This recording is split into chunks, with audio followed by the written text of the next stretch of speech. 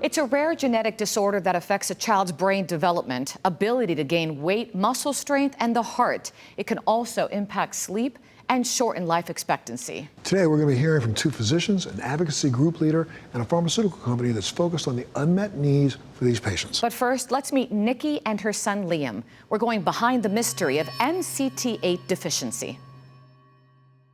My son, Liam, he was born July 27th, 2011. Around 4 to 6 months is when I noticed that something wasn't right. His left side was very weak, it was very floppy. He was not moving his arm, his leg, and I noticed he was not lifting his head anymore like he was before. So when I saw the pediatrician, he thought that he may have cerebral palsy. I also noticed that Liam, around that time, was having issues with his immune system. He was prone to infections. He had trouble sleeping, issues with feeding. So it was a constant battle just to try to figure out the root cause of his issues.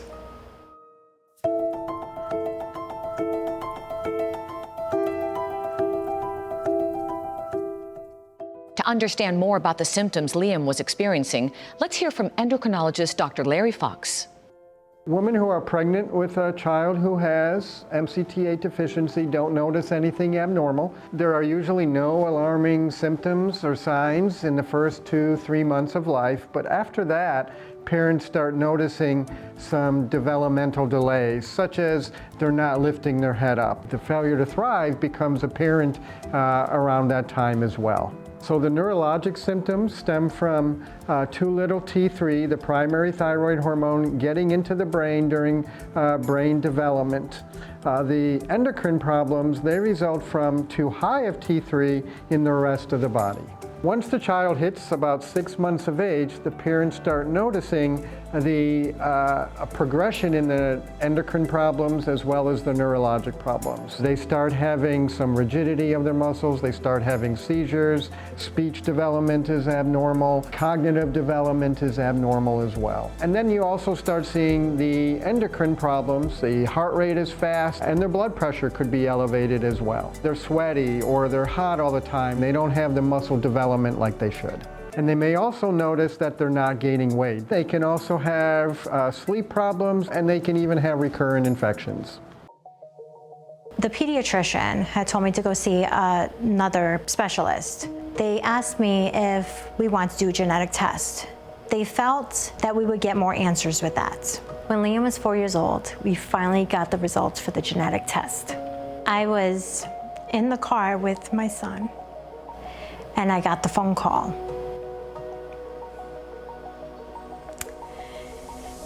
And he said, I found the results and it's worse than cerebral palsy.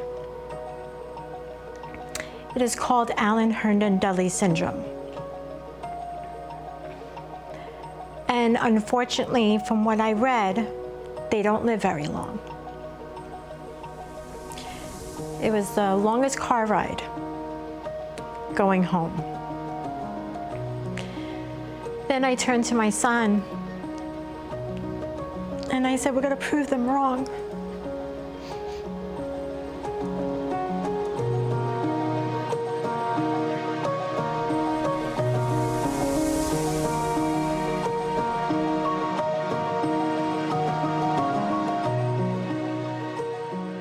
MCT8 deficiency is also known as Allan-Herndon-Dudley Syndrome. It's an X-linked disorder that means it's primarily in males.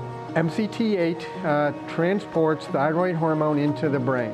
Without T3, brain development and brain function is abnormal, and without the normal brain development and function, other systems are affected as well, the heart, liver, kidneys, and this can affect other things, their coordination, their muscle strength, their cognition, overall mobility, and it affects their general health as well.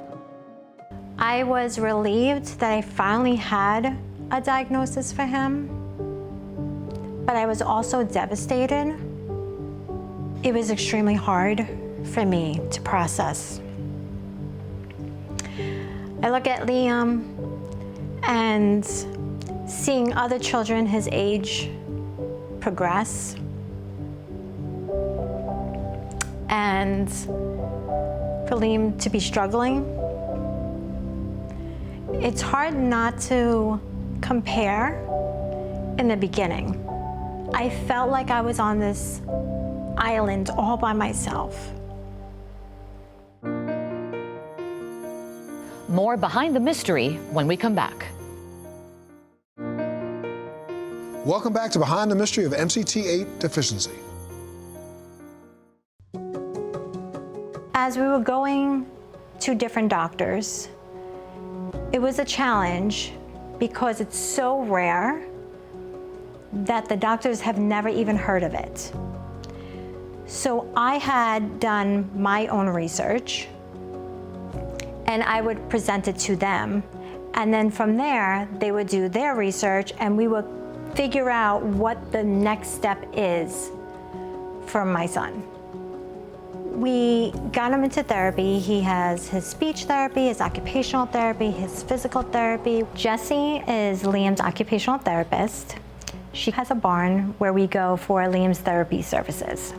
The one thing that I learned is doing activities that make him smile, because I believe the happier he is, he will progress even more. Liam and I have this special bond with communication. He's a silly boy. He says, "Mama." Sometimes he just wants to get my attention and then he sticks his tongue out at me. He uses eye gaze communication boards, but that's how he communicates, and by blowing me kisses too. Because this is a rare condition, people aren't thinking of this as a diagnosis, but when kids present with the neurologic and endocrine problems, the developmental delays, the muscle wasting, the elevated heart rate, the weight loss or failure to thrive, MCT8 deficiency needs to be considered. Dr. Andrew Bauer is the medical director of the Pediatric Thyroid Center at Children's Hospital of Philadelphia, one of the hospitals in the United States involved in international research for MCT8 deficiency. If a physician is suspecting MCT8 as a possible diagnosis, they have to order thyroid function tests, which include a TSH and a T4, but add on a T3, which is not a common thyroid function test that we normally use in clinical practice. Alternatively, they can do genetic testing to look for the mutation, a pathogenic variant, and SLC16A2 to make the confirmatory diagnosis of MCT8 deficiency. The common thyroid hormone footprint for MCT8 deficiency is TSH level, which is either in the mid part of the normal range or actually slightly elevated, a low T4 level, and an elevated T3 level. So adding that T3 is critical. So the impact of the diagnosis on the family is significant. The caregiver oftentimes at first is a little relieved because they have a diagnosis, but then they also have the reality of that this is a diagnosis that's chronic and there are no treatments to cure it. Having a child with MCT8 requires a lot of support, and it was such a relief to find an online community with parents that have children with MCT8 deficiency. And as I learned and researched more and spoke with other moms, I realized really quickly that every child is different. So what I did was I took every symptom that he had and I tried to figure out how to make it better and just do what I thought needed to be done for my son. More with Dr. Bauer after the break.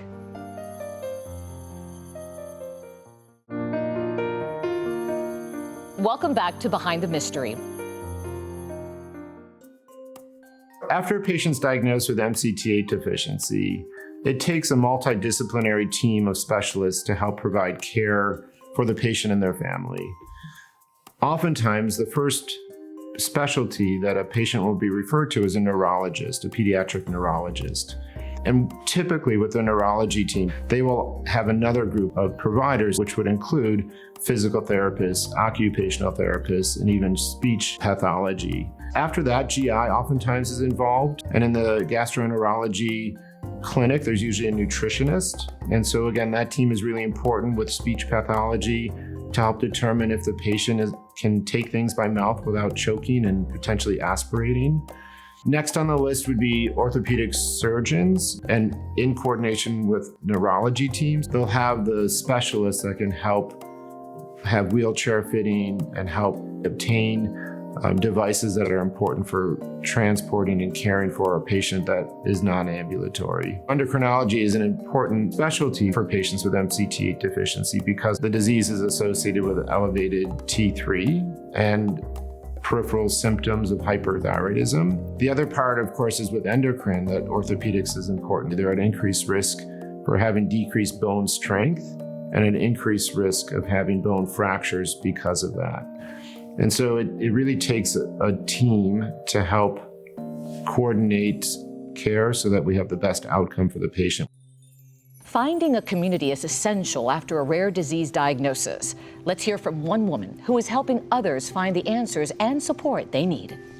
So I actually have two little boys, one who is 7 and one who is 5. My 7-year-old is Colton. We didn't start to realize something really was going on with him until he was about 4 or 5 months old. And we had him evaluated. They could not find anything that would point to why he wasn't developing the way that he should have been. And at that point, we were pointed towards a geneticist who took one look at him and knew exactly what he had. She told us that there was a depth to his eyes that told her there was so much more going on inside his head than he was able to communicate with us, and that's what told her exactly what he had. After we got Colton's diagnosis, I had a really hard time coming to terms with it, and I did come across a Facebook group for the MCT8-AHDS Foundation, which I joined immediately. And I can say without a doubt that had I not found this group of parents who knew exactly what I was going through, our experience coming to terms with Colton's diagnosis would have been different. They have been a lifeline for me. People go above and beyond to tell you their experience, to give you recommendations, to jump in, to support you. And the guidance, I think, is what saved his life. Colton is the happiest little boy you will ever meet because he doesn't use words. He uses his body language and his facial expressions to communicate. And I will tell you, he has got a side eye and a smile that tell you everything that you need to know about what he's thinking and feeling, and he never gives up. When we come back, Jennifer will be in studio for an exclusive in-studio interview with Egetis Therapeutics.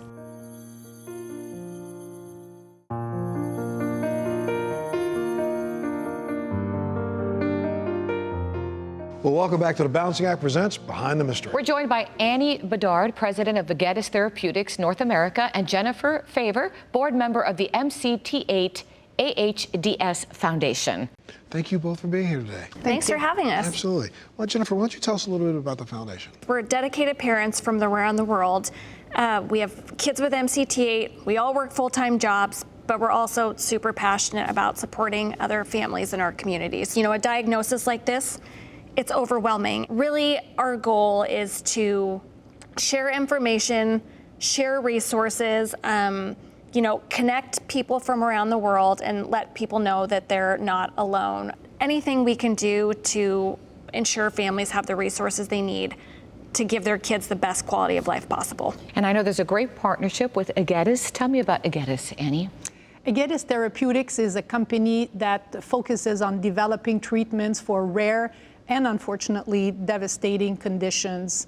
And right now, we're laser focused on one condition, which is MCT8 deficiency. What drives your work at Egetis Therapeutics? At Egetis is really the focus of giving hope to these families. That's really the first thing. And everything that we do is really driven by 3 key pillars, which is courage, commitment, and collaboration, which is really important in this area. we have had the courage to tackle hard conditions like MCT8 deficiency. Our commitment really to uphold to the most important and ethical standards. And in terms of collaboration, that's critical. We collaborate extensively with our teams around the world, but very importantly, we collaborate with the MCT8-AHDS Foundation and other organizations who are dedicated to help these patients in order to provide hope where there was no hope before. And what would you say you've each gained through that collaboration, right? By partnering with each other? For me personally and the foundation, when you get a rare disease diagnosis for your child, your whole world changes.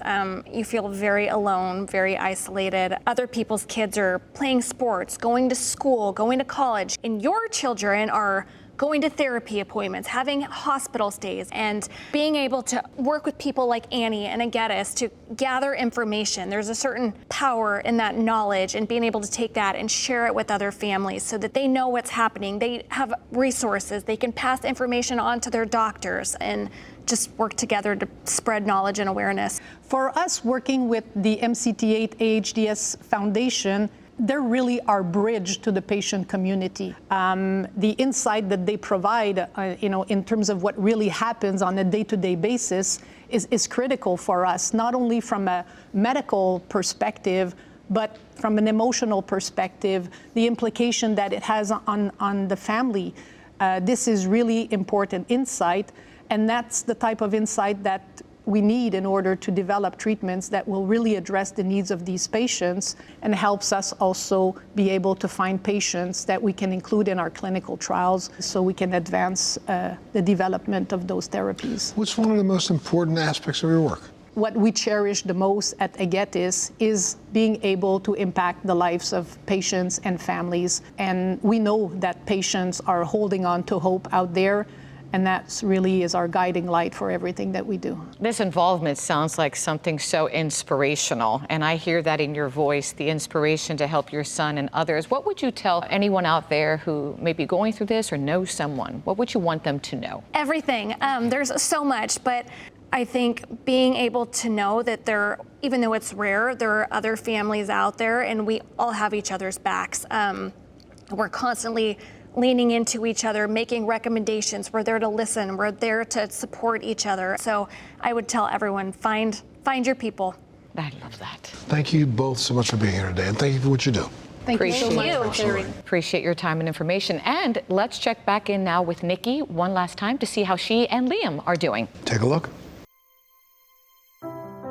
To see his happiness makes my heart melt, because that's all I wanted to do, was just to keep him happy. And seeing his smile just brings me so much joy, and it also has taught me so much about life, enjoying every moment. He has taught me, and anybody that comes around him, what it is to feel joy in the little things.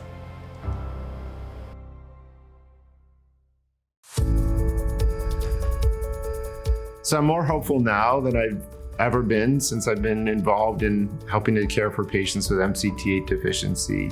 There's more research going into this. Within the last 5 years now, there are actually a number of clinical trials looking at new drugs to help treat patients with MCT8 deficiency. It provides a sense of hope for the family that there's actually a team, a group, and it's international really, that's working together to try to figure out what we can do to make the quality of life and the medical outcome for the patients and the families better. And that's our obligation, I think, as providers and humans, is to figure out how we can make the world better. And one child, one step at a time, is the most rewarding thing about being involved in healthcare, and in particular patients and families with MCT8 deficiency. For information from Egetis Therapeutics, go to MCT8Deficiency.com. And for resources and support from MCT8-AHDS Foundation, visit MCT8.info. You can always go to our website, thebalancing act.com. We'll see you next time.